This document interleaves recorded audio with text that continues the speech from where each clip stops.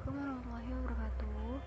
Di sini saya dan kelompok saya ingin mempresentasikan produk pitch deck kami untuk memenuhi tugas kewirausahaan 2 di Universitas Mercubuana, Jakarta. Nama produk kami yaitu kebab aksi, kebab aneka isi. Baik, di sini saya akan memperkenalkan staf-staf yang ada di perusahaan kami, yaitu bisa dilihat ada CEO, yaitu saya sendiri, Rahayu Afrida, dan ada staf keuangan Andila Pusparini, staf pemasaran Yogi Tri, dan staf administrasi ada Adelia V. Lanjut, ada question to answer. Yang pertama ada, who is the dream team behind this business? Yang kedua, why should we invest in you? Yang ketiga, show your relevance and passion here.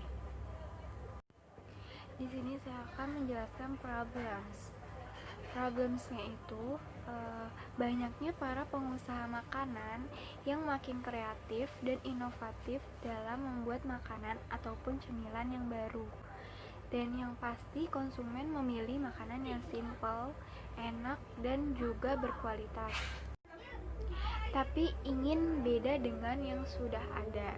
Di sini kami punya solusinya. Kami memberikan ide untuk inovasi makanan baru. Seperti kita tahu, kebab adalah salah satu makanan yang disukai masyarakat Indonesia. Biasa isi di dalam kebab seperti sayuran, daging.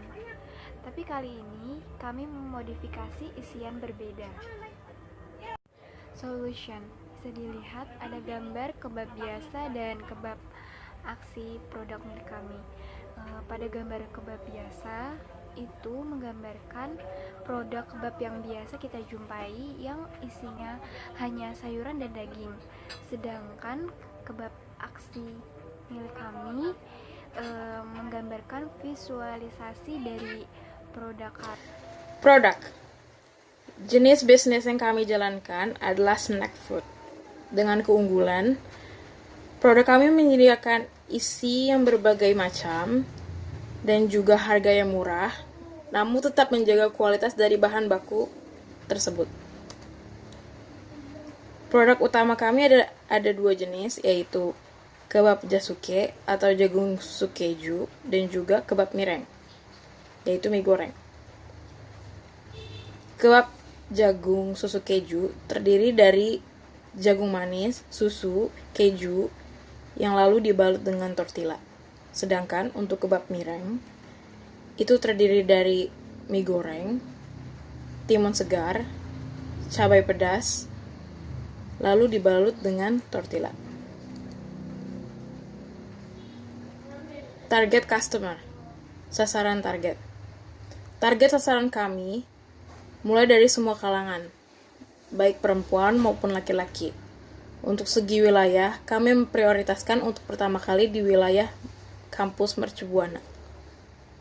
Baik, saya akan menjelaskan mengenai market sizing. Di sini market sizingnya terdiri dari TAM, SAM, dan SOM. Untuk TAM-nya adalah masyarakat luas, SAM-nya adalah kalangan orang dewasa, sekitar 60%, dan juga SOM adalah kalangan remaja, baik laki-laki maupun perempuan, sekitar 50%. Kemudian adalah kompetitor dan positioning. Di sini kami dalam dunia bisnis pasti ada yang namanya pesaing. Nah, pesaing dengan harga tinggi dengan kualitas tinggi yaitu ada di kebab Turki dan kebab Alibaba. Kemudian ada juga dengan kualitas yang sedang dengan harga rendah, itu ada kebab-kebab dan warung kebab. Nah, kemudian adalah monetization business model. Nah, di sini terdiri dari key activities, key partners, value proposition, sampai revenue stream. Nah, untuk key activities-nya ada teman-teman, keluarga, vendor kebab itu sendiri.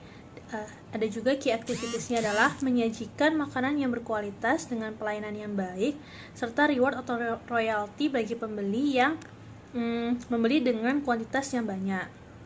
Kemudian ada customer relationship. Di sini kita bisa mendapatkan diskon atau royalty yang tadi saya sebutkan. Kemudian dengan channels apa sih pemasaran yang bisa kita lakukan, yaitu dengan media sosial seperti Instagram dan Facebook. Kemudian adalah milestone penjualan kebab. Nah, penjualan kebab ini dimulai dari September 2020, yaitu dengan memulai ide bisnisnya. Kemudian adalah Oktober 2020, mulai belajar dari teori kewirausahaan. Jadi teori-teori kewirausahaan yang bisa kita ambil. Kemudian adalah November 2020, kita sudah mulai praktek awal untuk penjualan itu sendiri. Kemudian pada Desember 2020, kita mengevaluasi serta penjualan terbesar. Kemudian menghasilkan omset yang tinggi. Terima kasih. Oke, baiklah. Mulai dari slide ini, saya akan menjelaskan tentang funding need and allocation, di mana funding need dan allocation adalah sebagai sumber dana awal, yang mana kami membutuhkan sekitar 50 juta rupiah, yang mana 5%-nya nanti akan kami alokasikan sebagai market, 9% sebagai working capital, 20% sebagai rekrutmen, 27% sebagai capital expenditure, dan 39% akan kami jadikan product development, yang mana masing-masing dari 50 juta tersebut akan kami bagi, yaitu 2.500.000 kami alokasikan ke market, 4.500.000 akan kami jadikan working capital, 10 juta akan menjadi rekrutmen, 13.500.000 untuk menjadi capital expenditure, dan 19.500.000 menjadi product development. Oke. Slide berikutnya adalah tentang marketing dan customer acquisition, atau kita bisa sebut sebagai strategi untuk menarik pelanggan yang masih baru, di mana strategi ini membentuk piramida skema ke bawah yang nantinya menjadi sistem yang paling atas adalah customer, lalu di piramida skema nomor 2 ke bawah adalah frontline employee, lalu di sini ada supervisor atau kita bisa sebut sebagai frontline manager, lalu di sini adalah ada sebagai business leadership, dan di sini adalah leadership team. Bagi yang untuk ingin melakukan pemesanan, bisa dikontak ke dalam kontak person kami. Di sini ada email yang tertera dan nomor telepon yang bisa dicantumkan. Sekian, terima kasih.